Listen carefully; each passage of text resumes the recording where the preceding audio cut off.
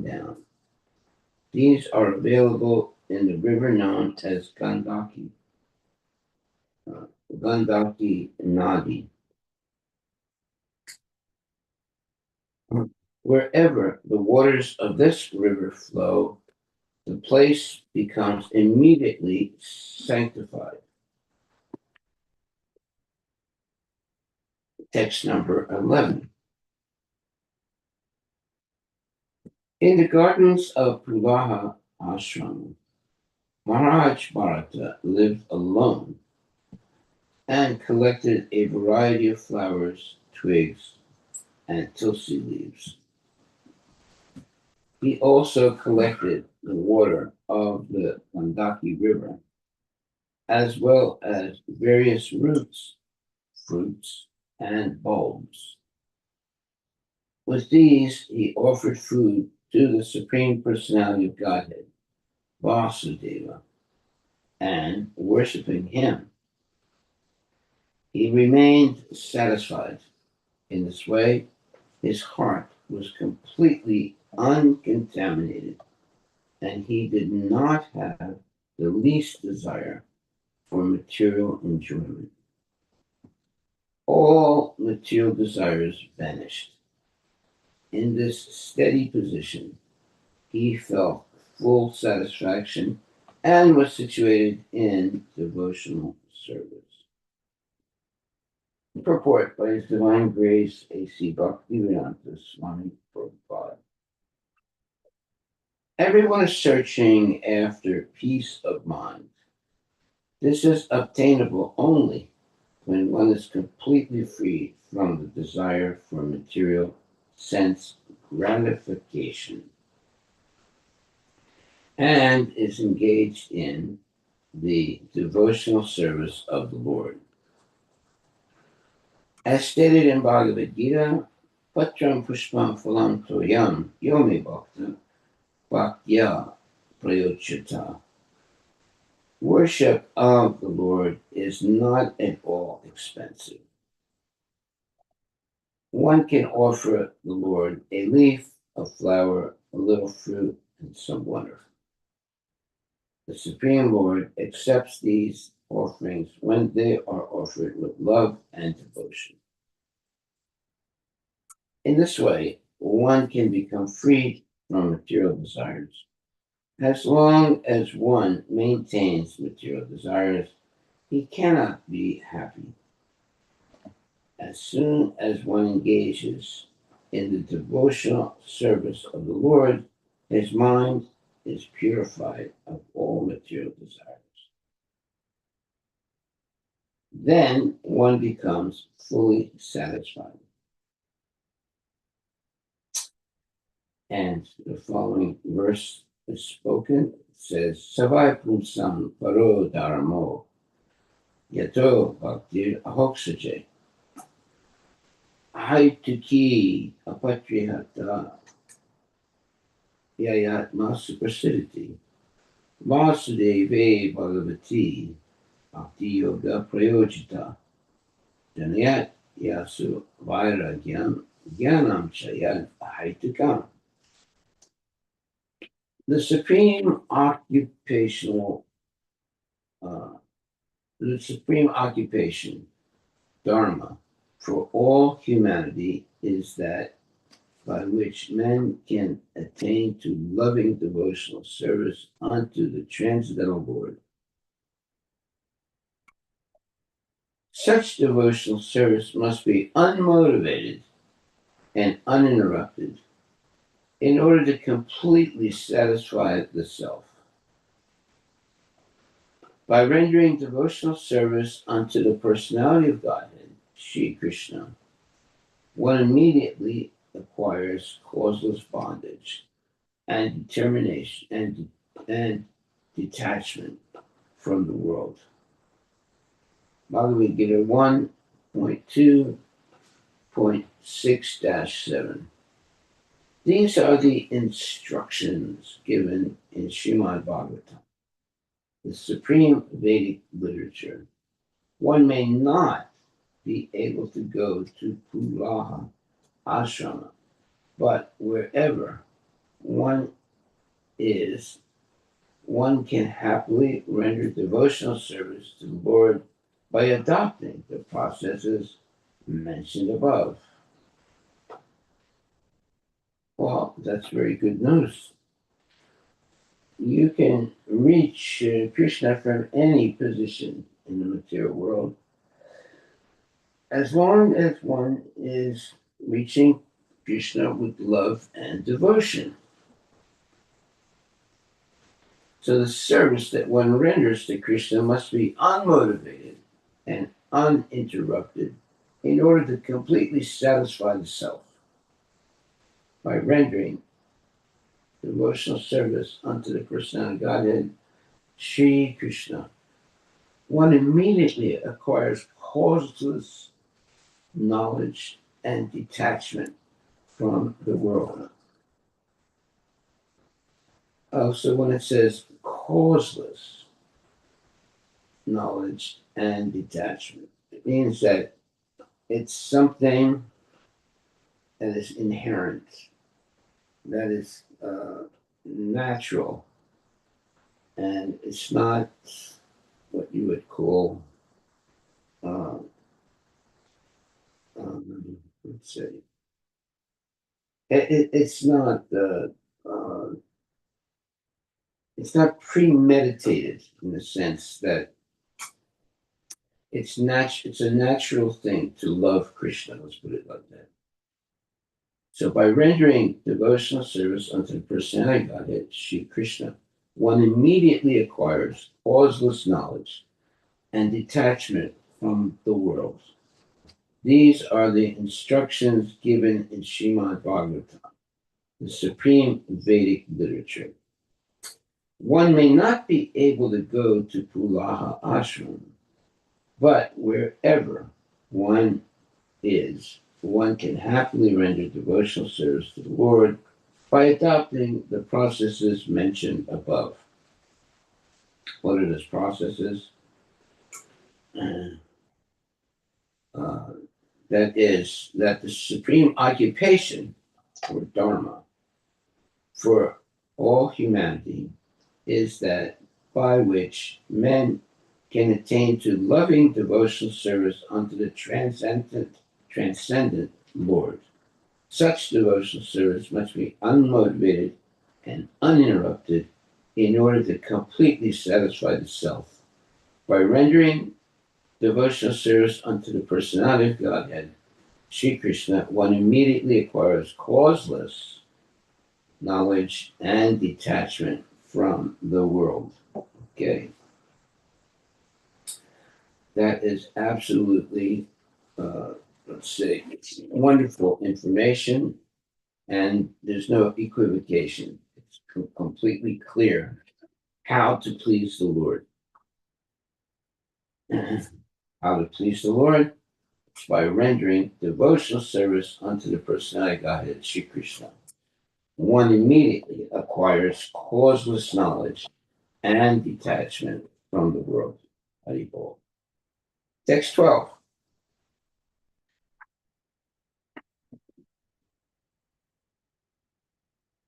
That most exalted devotee, Maharaj Bharata, in this way engaged constantly in the devotional service of the Lord.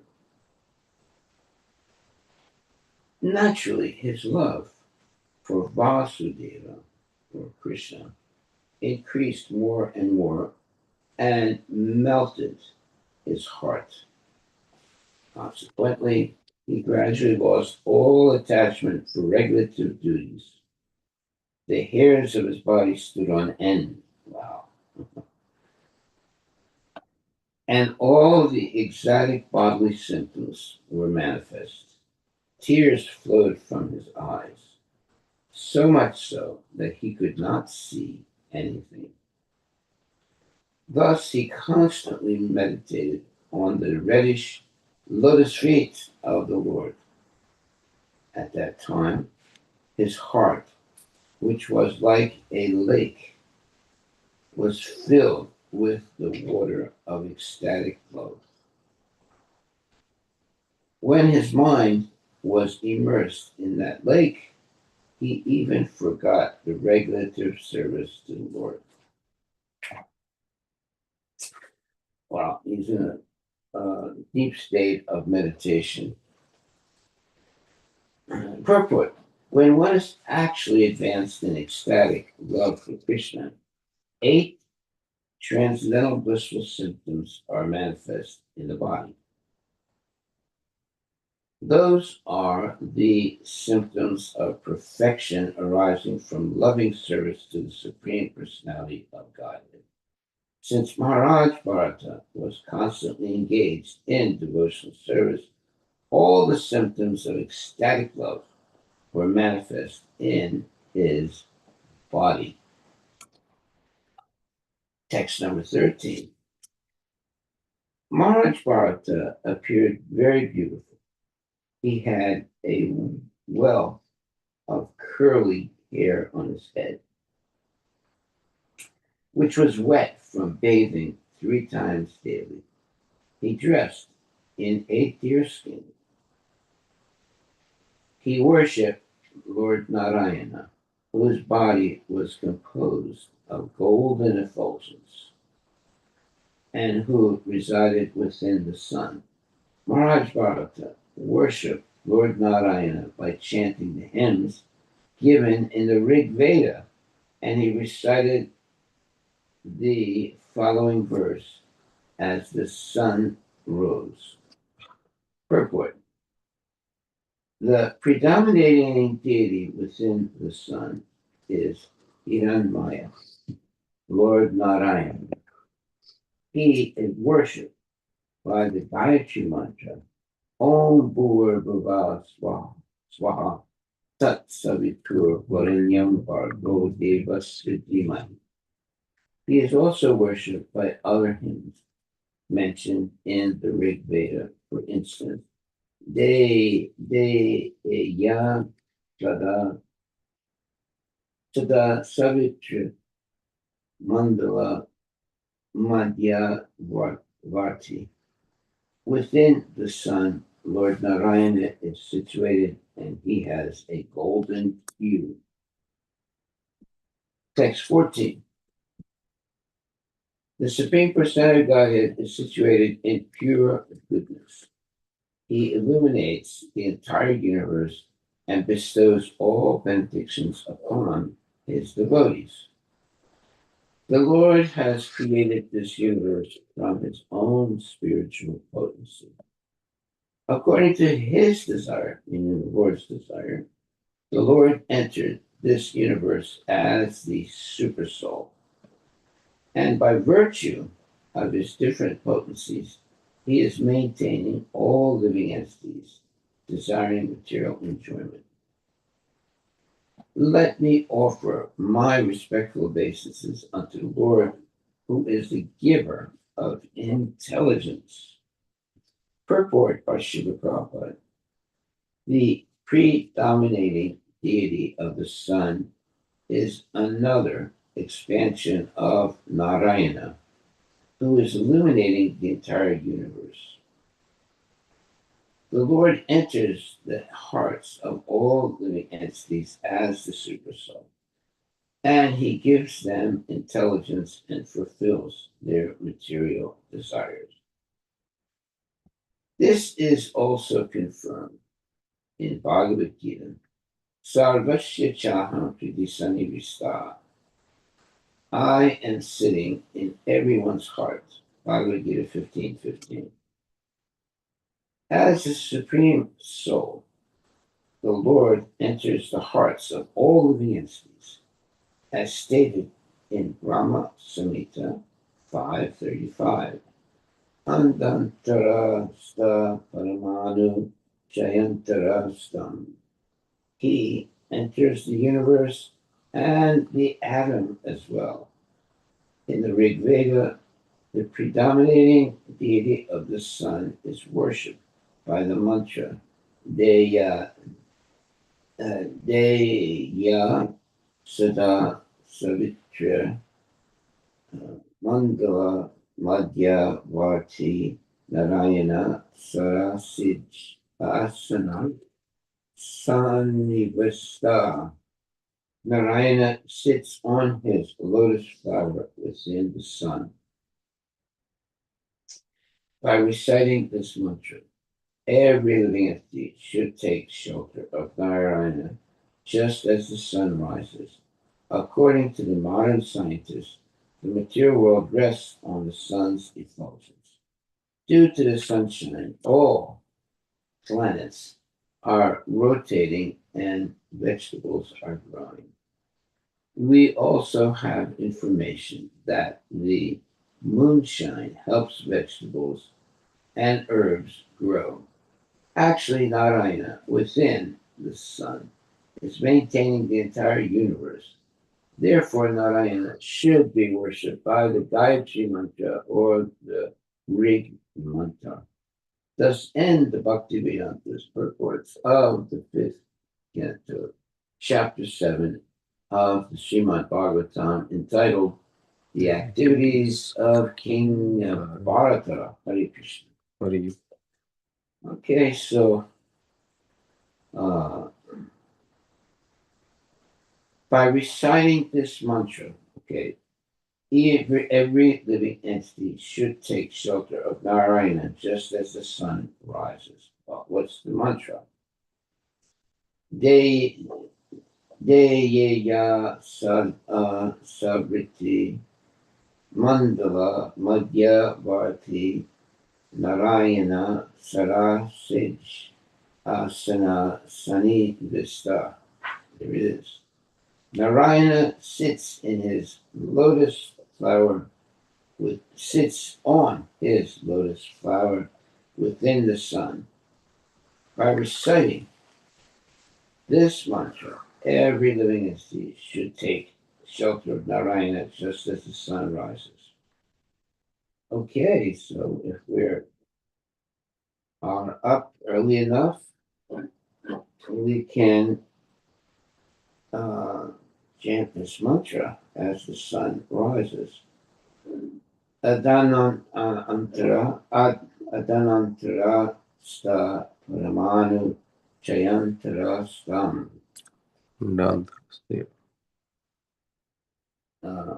He enters the universe and the atom as well. Okay. In the Rig Veda, the predominating deity of the sun is worshipped by this mantra. Andantarasta paramanu jayantara stam. Govindamadi Purusham. That one. What's that? Is that Brahma Samhita? Andantarasta Paramanu Brahma Samhita 535. Andantarasta paramanu jayantara stam. He enters the universe and the atom as well. Okay, so in the Rig Veda, the predominating deity of the sun is worshipped by this mantra. Jaya Sada Savitri Mandala Madhya Varti Narayana Sarasijasana Sani Vista. Okay, so that's the actual mantra. Also, in Brahmasmita 535, Andantarasta Paramanu Chayantarastam. He enters the universe and the atom as well. In the Rig Veda, the predominating deity of the sun is worshipped by this mantra. Deya Sada Savriti Mandala Madhya Varti Narayana Sarasi Jalasana Sanivista. Okay, so there are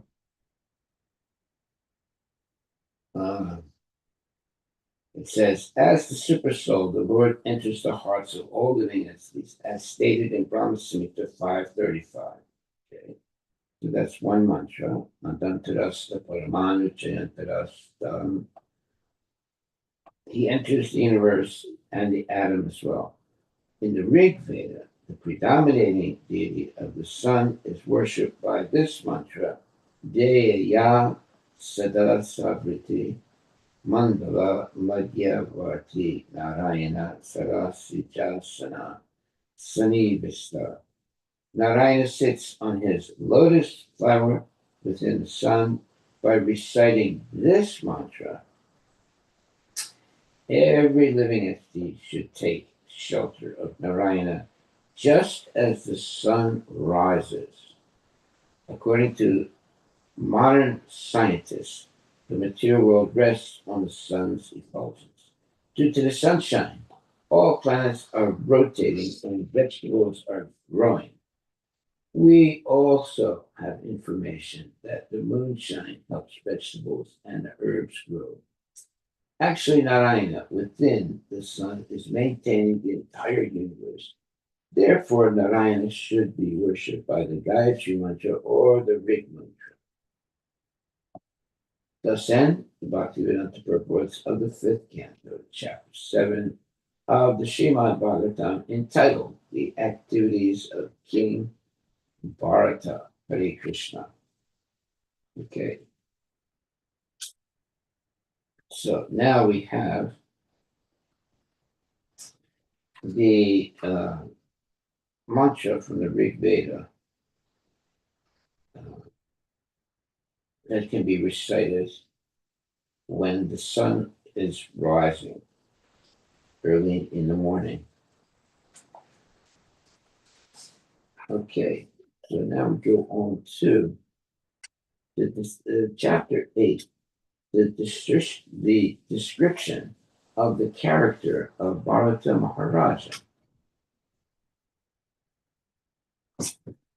And it says, although Bharata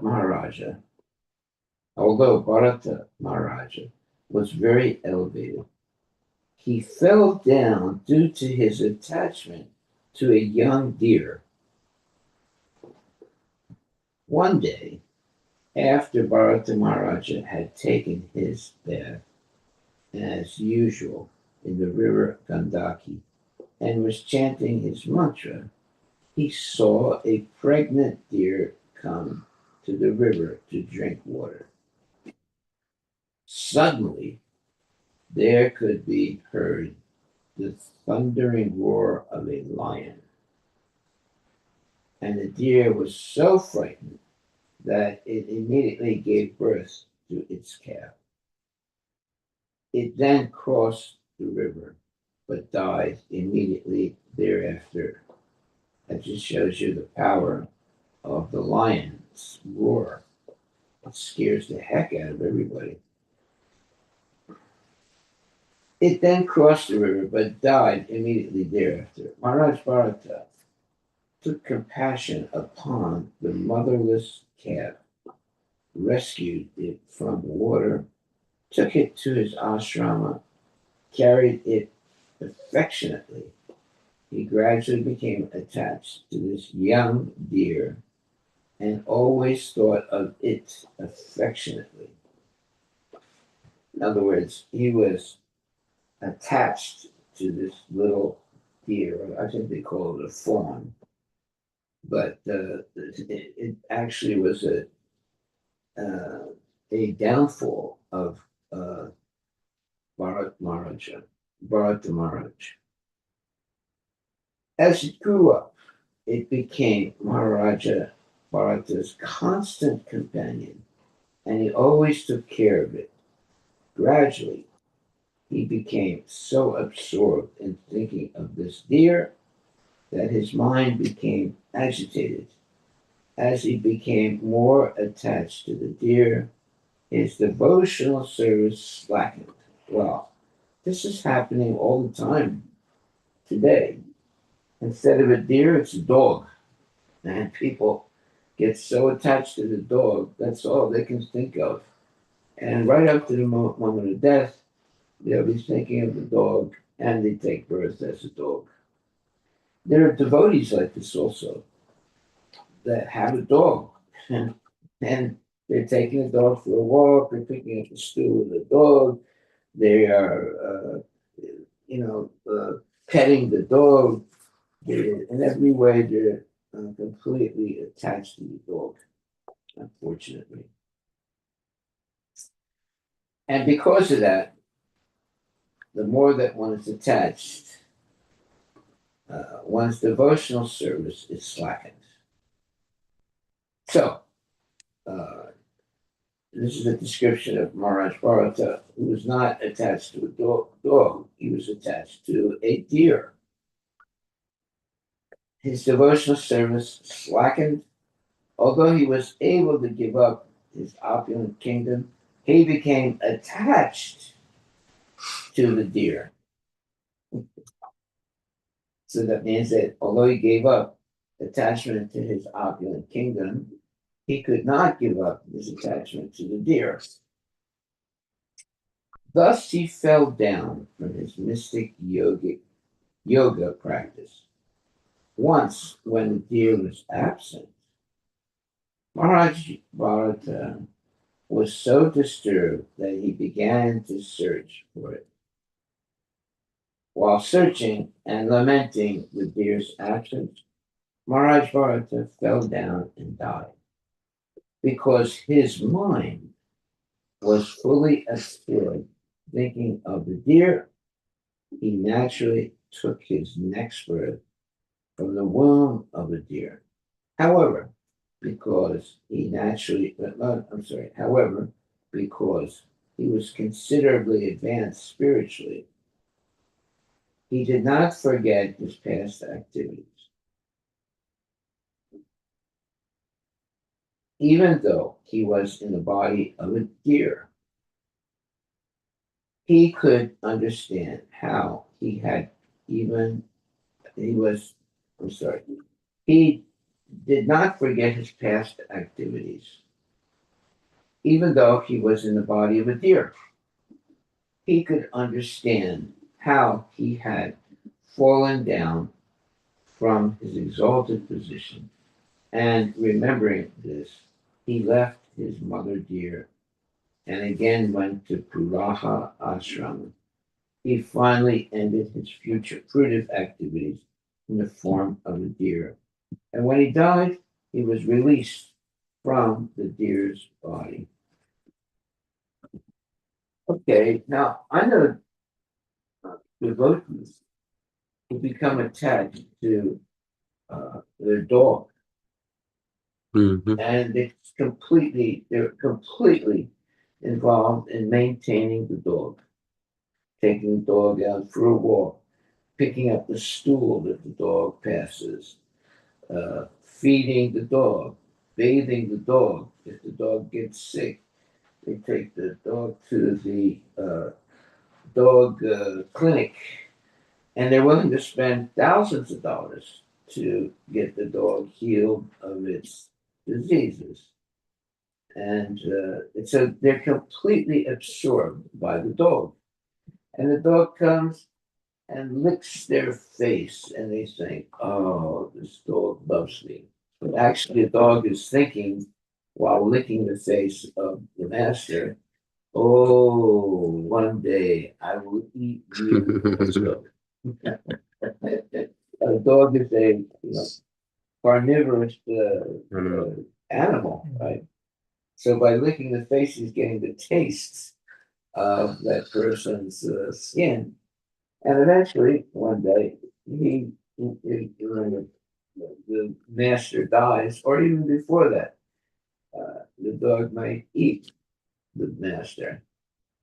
There are examples of that, of the dog attacking the master, or even little kids and eating them. Okay, so I know devotees that have dogs, and they're just completely overwhelmed by taking care of the dog. And it definitely keeps them unclean because the dog is unclean. Well, how about a deer or let's say, how about Radhika, the cow? Well, cows are actually not unclean. They are very special. So if you want to have a pet, you should definitely have a pet like Radhika, a a pet that is basically clean, and its stool and urine are clean, not contaminated. But the dog is completely contaminated. And the deer is also, although deer is very beautiful, it's a beautiful animal, but it's not meant to be used as a pet. Okay. Sri Sukadeva Swami continued, my dear king, one day, after finishing his morning duties, evacuating, urinating, and bathing, Maharaj Bharata sat down on the bank of the river Gandaki for a few minutes and began chanting his mantra, beginning with Om Kara. Text 2. Tatra tada rajan harini pipasaya jala saya vya asam ek I vyopaja lama. O king, when Bharat Maharaj was sitting on the bank of that river, a doe, doe is a young uh, uh, fawn or a young deer, Mhm. being very thirsty, came there to drink. While the doe was drinking with great satisfaction, a lion, which was very close, roared very loudly. This was frightful to every living entity, and it was heard by the doe. The doe is a young deer, very beautiful. By nature, the doe was always afraid of being killed by others, and it was always looking about suspiciously. When it heard the lion's tumultuous roar, it became very agitated. Looking here and there with disturbed eyes, the doe, although it had not fully satisfied itself by drinking water, suddenly leaped across the river. Yeah, I mean, the animals like that, like a deer, can jump very, uh, very high and run very, very quickly away. The doe was pregnant, and when it jumped out of fear, the baby deer fell from its womb into the flowing waters of the river. Uh-oh, this is not good. There is every chance of a woman's having a miscarriage if she experiences some ecstatic emotion or is frightened. Pregnant women should always, therefore, be spared all these external influences. Text 6. Being separated from its flock and distressed by its miscarriage, the black doe, having crossed the river, was very much distressed. Indeed, it fell down in a cave and died immediately. The great king Bharata, while sitting on the bank of the river, saw the small deer, bereft of its mother, floating down the river. Seeing that, he felt great compassion. Like a sincere friend, he lifted the infant deer from the waves, and knowing it to be motherless, brought it to his ashram. Purport. The laws of nature work in subtle ways, unknown to us. Maharaja Bharata was a great king, very advanced in devotional service. He had almost reached the point of loving service to the Supreme Lord. But even from that platform, he could fall down onto the material platform. In Bhagavad Gita, we are therefore warned. Yam hina vyatanti ete purusham purushar sabha. Samaduka sukam dhiram so murtavaya kalpate. O best among men, Arjuna, the person who is not disturbed by happiness and distress, and is steady in both, is certainly eligible for liberation. Bhagavad Gita 2:15. Spiritual salvation and liberation from material bondage must be worked out with great caution. Otherwise, a little discrepancy will cause one to fall down again into material existence. So when it says a little discrepancy, that means not thinking of Krishna, forgetting Krishna, and engaging in mundane activity. By studying the activities of Maharaj Bharata, we can learn the art of becoming completely freed from all material attachment. As it will be revealed in later verses, Bharat Maharaj had to accept the body of a deer due to being overly compassionate for this infant deer. We should be compassionate by raising one from the material platform to the spiritual platform. Otherwise, at any moment, our spiritual advancement may be spoiled and we may fall down onto the material platform. Maharaja Bharata's compassion for the deer was the beginning of his fall down into the material world.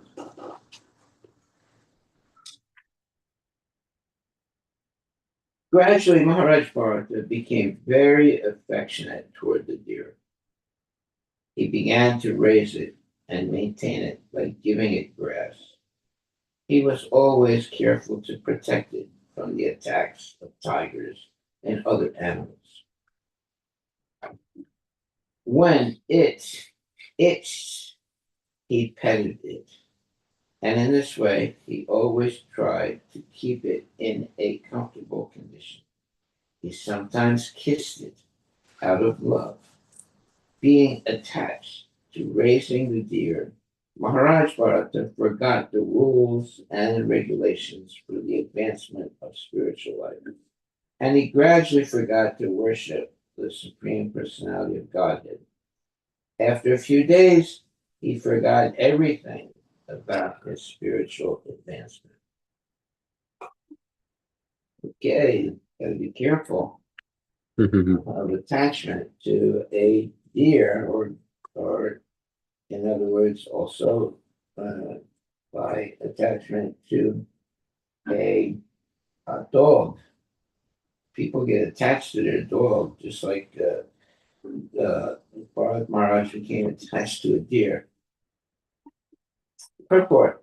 From this, we can understand how we have to be very cautious in executing our spiritual duties by observing the rules and regulations and regularly chanting the Hare Krishna Maha Mantra.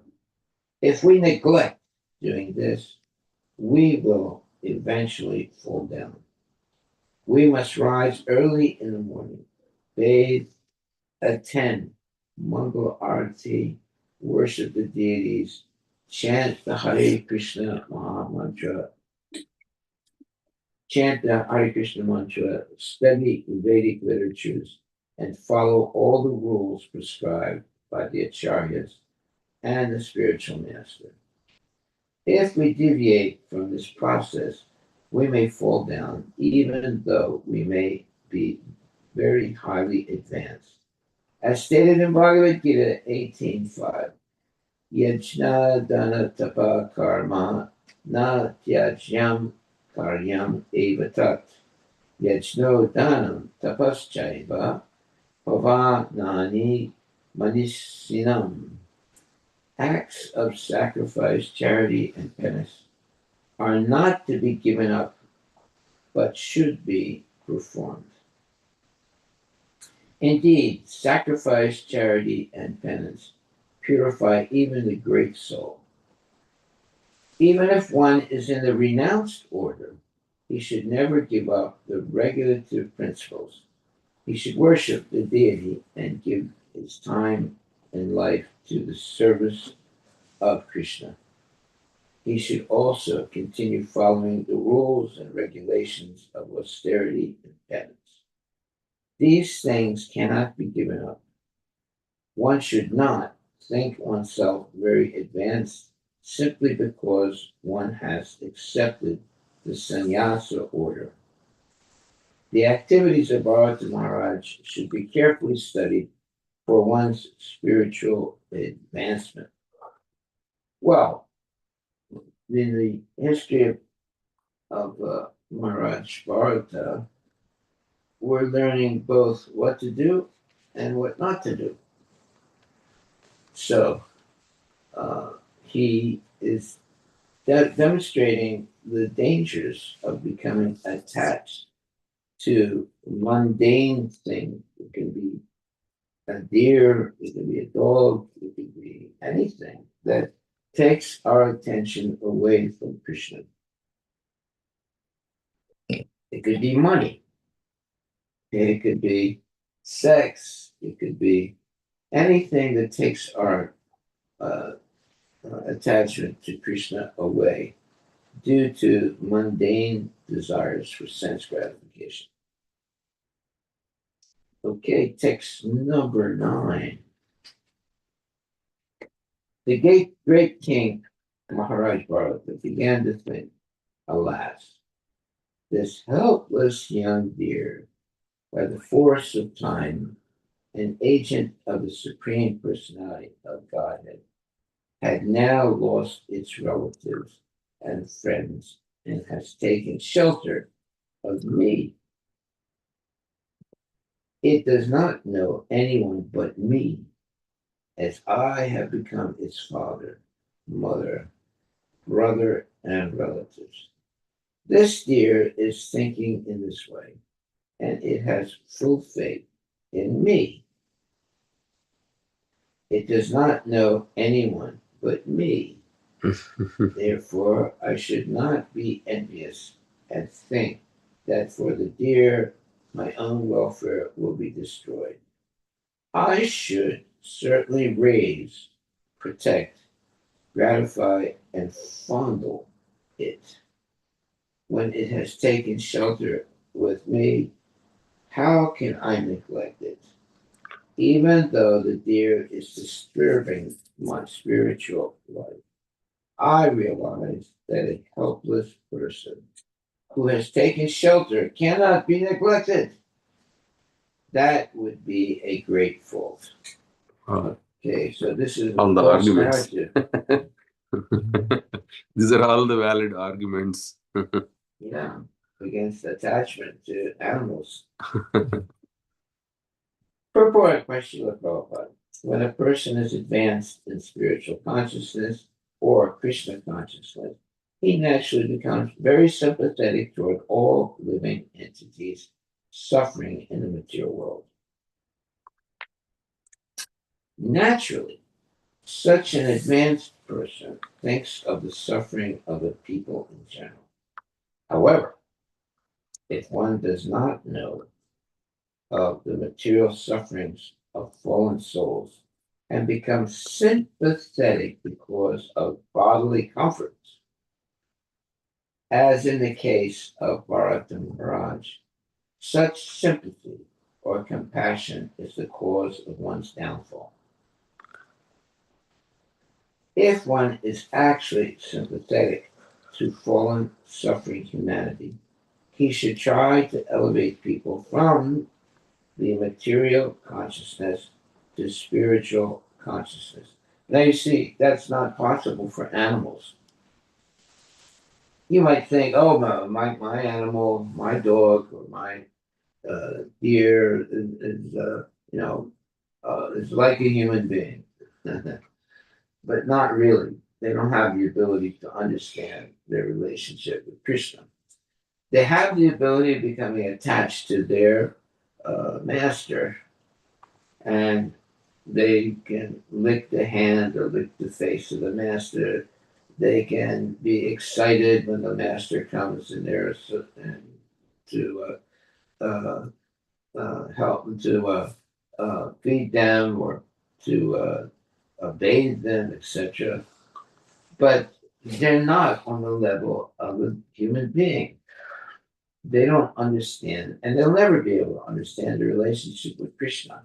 They can understand a relationship with a human being because the human being is feeding on a regular basis that deer or dog. So they become attached to the feeder. That doesn't mean they become attached to Krishna.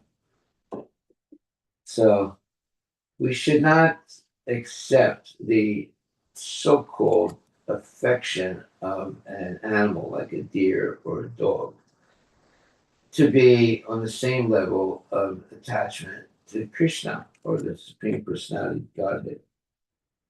Actually, the attachment to an animal is a diversion from devotional service, and it takes away our cleanliness also, because a deer or a dog is not clean, and we uh, sometimes I've seen sometimes people they have a dog, they keep the dog in the house.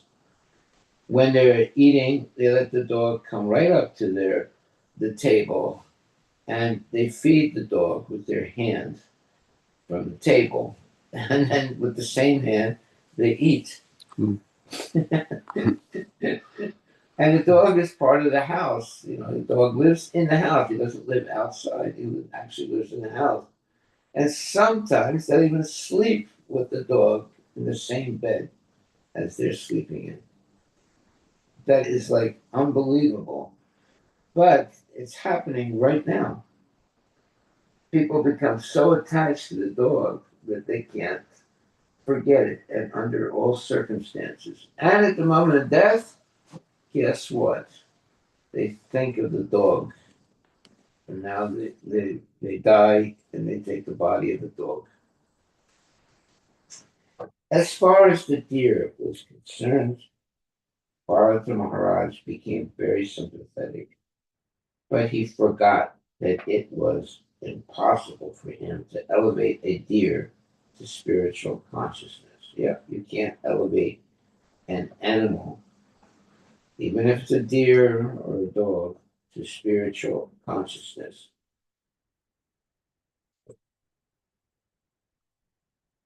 Because after all, a deer is but an animal. It was very dangerous for Bharata Maharaj to sacrifice all his regulative principles simply to take care of an animal. There it is. The principles enunciated in Bhagavad Gita should be followed. Yam hina vyate purusham purushar sabha. As far as the material body is concerned, we cannot do anything for anyone. However, by the grace of Krishna, we may raise a person to spiritual consciousness if we ourselves are, if we ourselves follow the rules and regulations. If we give up our own spiritual activities and simply become concerned with the bodily comforts of others, we will fall into a dangerous position. Yeah. Uh, so this is a very interesting statement in this verse that he uses. Yam hina vyatyanti ete purusham purushar sabha. As far as the material body is concerned, we cannot do anything for anyone. However, by the grace of Krishna, we may rise a person to spiritual consciousness if we ourselves follow the rules and regulations.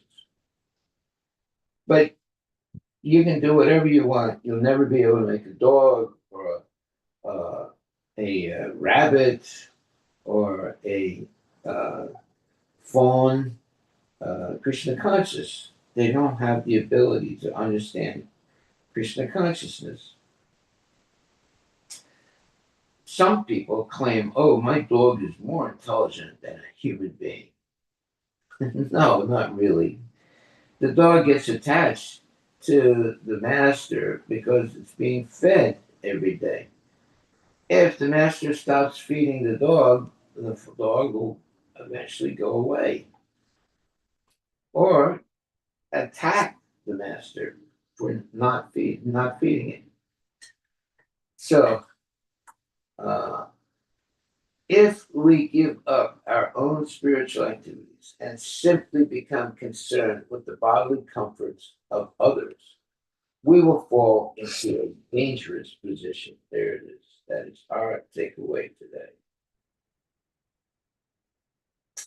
Text 10. Even though one is in the renounced order, one who is advanced certainly feels compassion for suffering living entities. One should certainly neglect his own personal interests, although they may be very important, to protect one who has surrendered. Purport by Srila Prabhupada. Maya is very strong.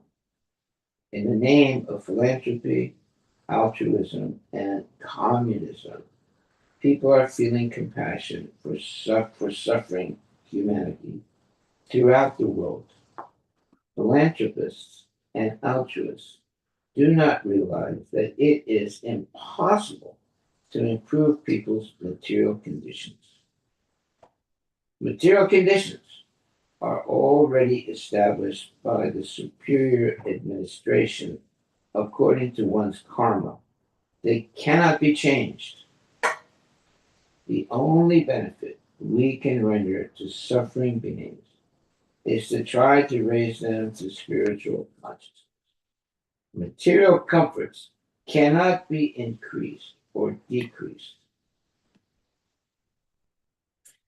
It is therefore said in Srimad Bhagavatam 1.5:18, Tal labhate dukavad anyata sukham. As far as material happiness is concerned, that comes without. I'm sorry, wait a minute. Make sure I didn't make a mistake here.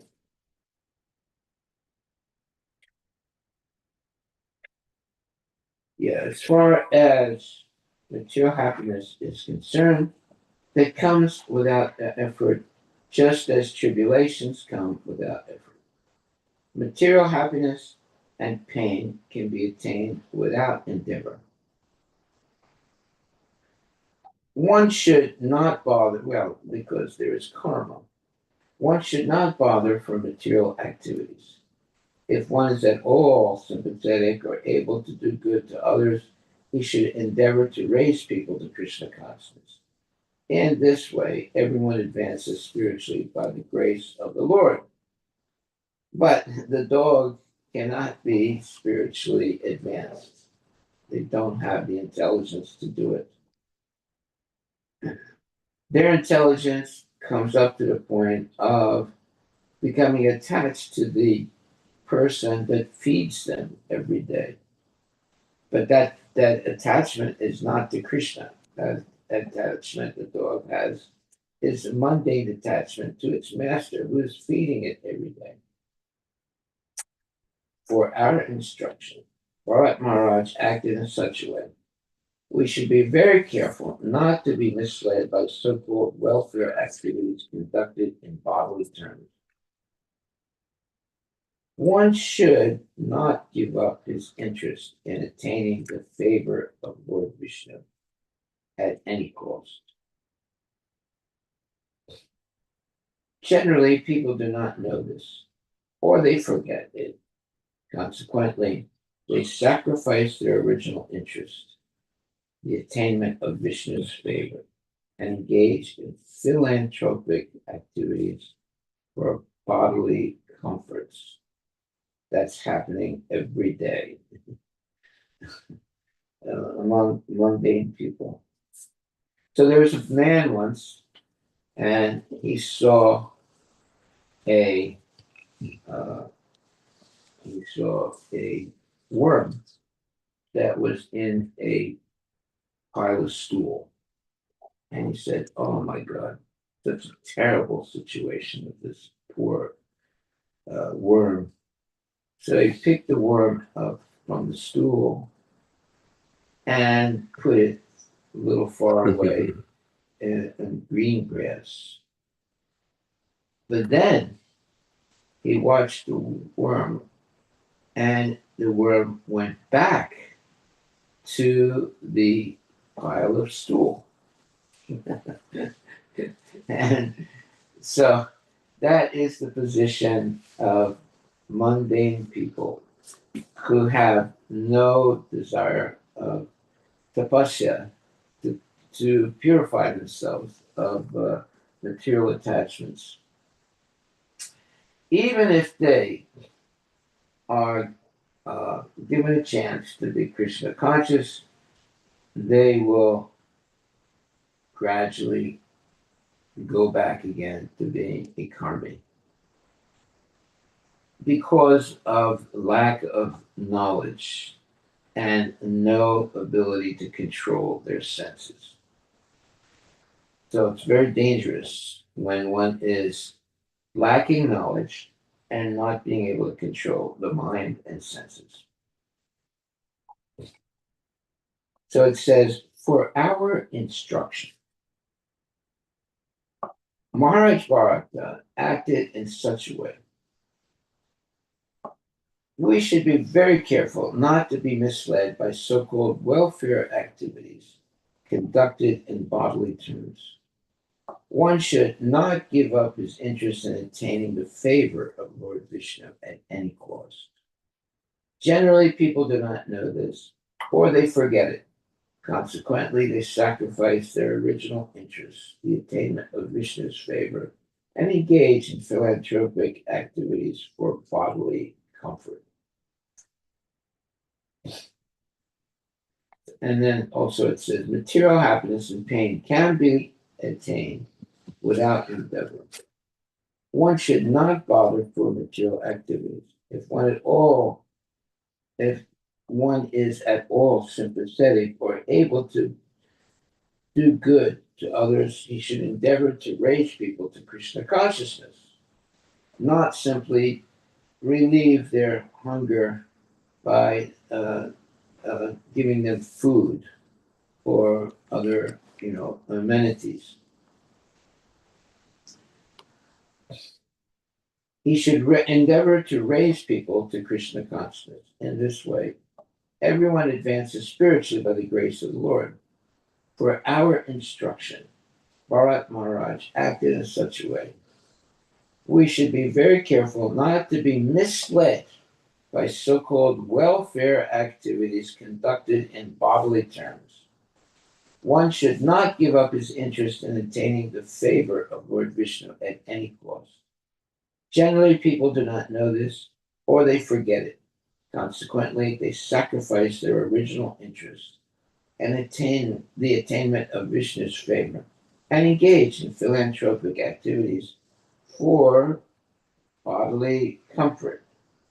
Just like there will be days where people run in a marathon for helping crippled people or helping poor people or helping some mundane purpose. So they have a race and people run and they think that this is going to help the people who are not as, uh, well situated as they are. What do you call that? That is called, Yeah, basically either raising awareness for causes or for fundraising for mundane purposes. yeah, like social causes, Yeah, charity. that's happening all the time. Okay, so we are finished this morning. Are there any questions or comments? Any questions or comments? There should be because this subject is very, uh, let's say, uh, important.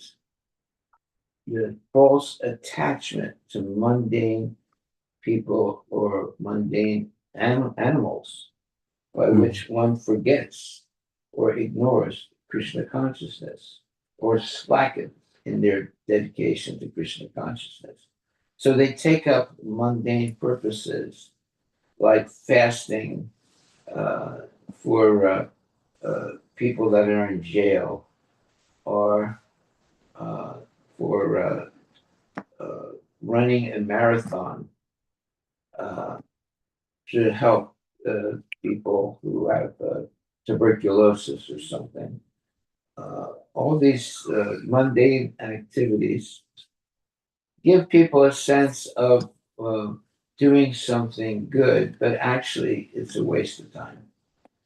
They can't really solve the problems of humanity by mundane activities. But if they try to help people become Krishna conscious, that's different. Why?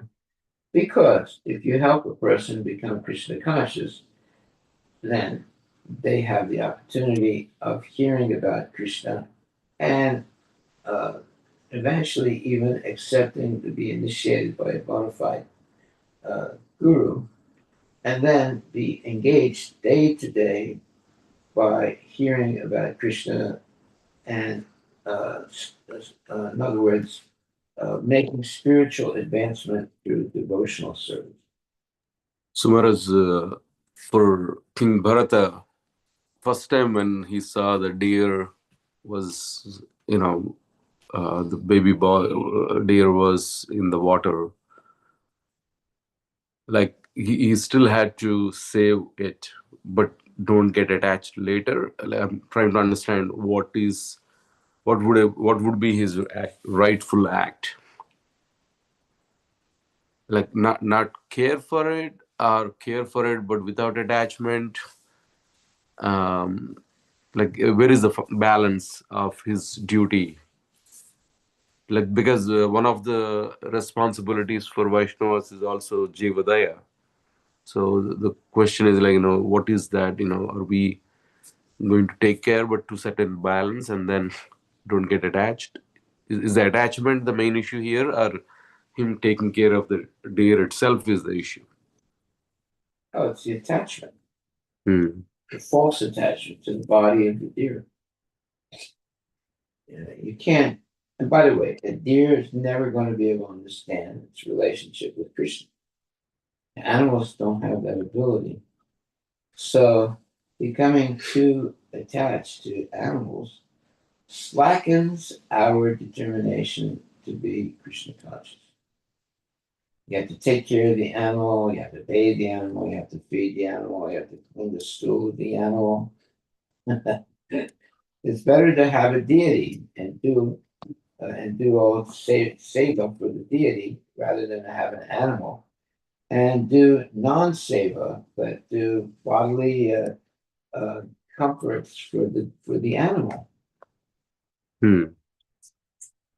So And this, the animal is always going to be unclean, and someone who is always associated with an animal will also become unclean.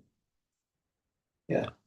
so in also in the Indian philosophy, there is also this Atidhi Devo Bhava,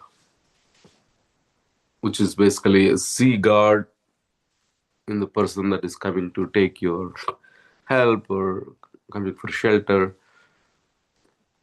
So are we saying that that's incorrect? I mean, is it because in this case, Bharata Maharaj saw himself as the savior of the deer, and that's where the attachment grew? Or if he saw that Krishna wanted him to take care of the deer, like this is where again I'm just trying to see some people have this argument saying that, our children are also given by Krishna. So instead of compromising our duty as the parents and then just spending all the time in the temple, put all that effort to raise Krishna conscious children. Is that a balance? You should bring your children to the temple every day. So people who do that, or devotees who do that, are not attached materially to the child. On the other hand, it teaches the child to be attached to Krishna. Go ahead, Prabhu. Is it your question finished? Then only I'll go. Yeah, go ahead. Yeah, I mean, it's the topic of understanding exactly what is the priority of the seva of the Lord versus the immediate seva around people, in their families, their work, their duties. And there's the other aspect, Maharaj, like, when Krishna asked Arjuna to fight, he did say, Tasmat Sarvesh Kalesu Mam Anusmara Yudhyacha. Always think of me and do your duty, basically. So, is it because in this case Bharata Muni forgot the first part of the duty, which is always think of the Lord, and then he made the material duty as the highest priority, whereas Krishna said, first put me as the front and center and then do your duty.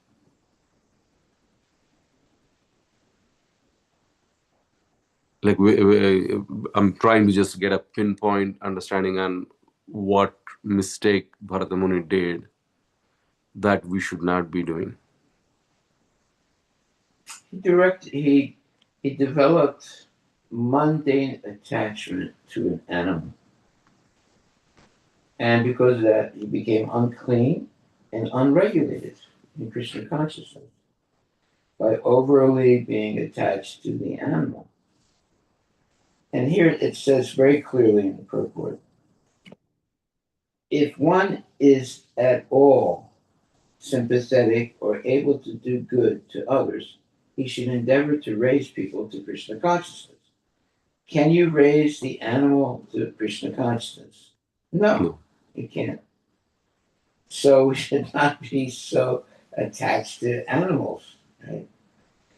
In this way, everyone advances spiritually by the grace of the Lord if they're raised to the people to Krishna consciousness.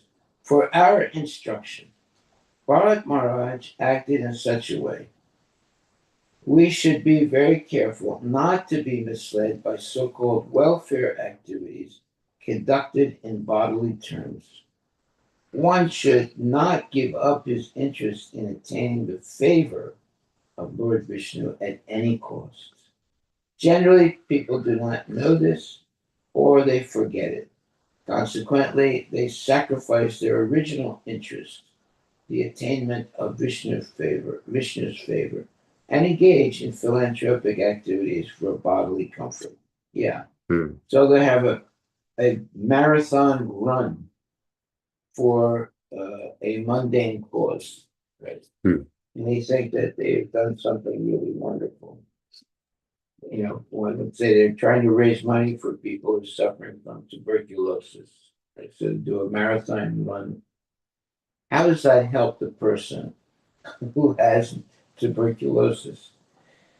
It doesn't help them at all because it's all based on the body. It's not based on helping them become Krishna conscious. And but these mundane activities overwhelm people, and they forget Krishna, and they engage in mundane activities for the body, not for the soul. Therefore, it says here, One should not give up his interest in attaining the favor of Lord Vishnu at any cost. It's a very important statement. Generally, people do not know this, or they forget it. Consequently, they sacrifice their original interest. Their original interest is what? To please the Lord. The attainment of Vishnu's favor and engage in philanthropic activities for bodily comfort. So that's the difference.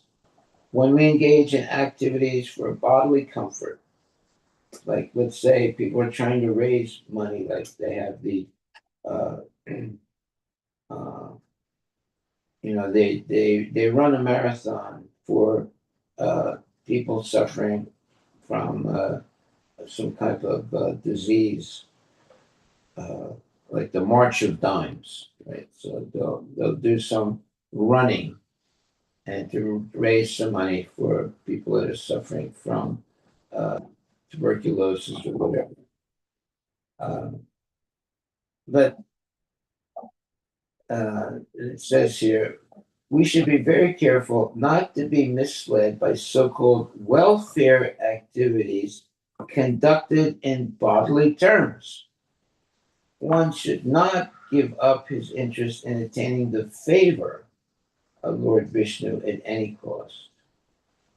Certainly, people do not know this or they forget it. Consequently, they sacrifice their original interest, the attainment of Vishnu's favor, and engage in philanthropic activities for bodily comfort. It can't be any clearer than that. It's a very, very clear, comprehensive statement. Yeah, people give up uh, the uh, the uh, the service of the Lord to engage in mundane activities to help the mundane bodies of animals or people, uh, and they get sidetracked to philanthropic activities for bodily comfort, not for spiritual elevation. Okay, this is a regular thing in mundane life today. People will get engaged in philanthropic activities for bodily comfort. So they have a, uh, you know, what you would call a running program for the March of Dimes or for getting money for helping people that have tuberculosis or some kind of bodily problem. So they'll have a race to raise money for those people. That doesn't really help the people. It doesn't help them understand anything about Krishna. It's just for their bodily comfort. That's all. Consequently, they sacrificed their original interest, which was serving the Lord, the attainment of Vishnu's favor, and engaged in philanthropic activities for bodily comfort. Here it is. That is. Uh, Therefore, it says one should not give up his interest in attaining the favor of Lord Vishnu at any cost. Generally, people do not know this or they forget it. Consequently, they sacrifice their original interest, that is, pleasing the Lord, the attainment of Vishnu's favor, and engage in philanthropic activities for bodily comfort.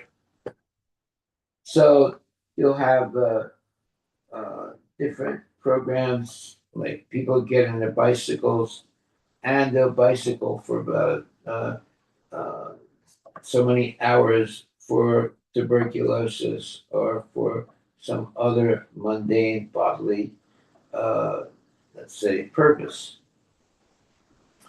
But it has nothing to do with Krishna consciousness.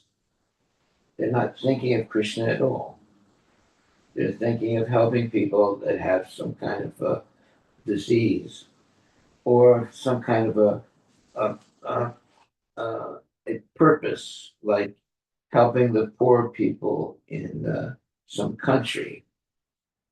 uh, obviously there is karma in the world. So if you simply raise money to make their bodies more comfortable, ultimately it does not solve their problem. But if you can help a person understand their relationship with Krishna and act in that relationship, that can be an ultimate solution to their problem in life. Forgetfulness of Krishna. That's why people suffer. But simply to help them get an operation or help them uh, get money to live in a better building or whatever, that's not going to solve their problem. They're still in the throes of mundane life, eating, sleeping, mating, and defending.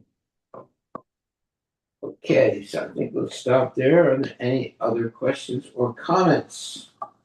Yes, ma'am. Yeah.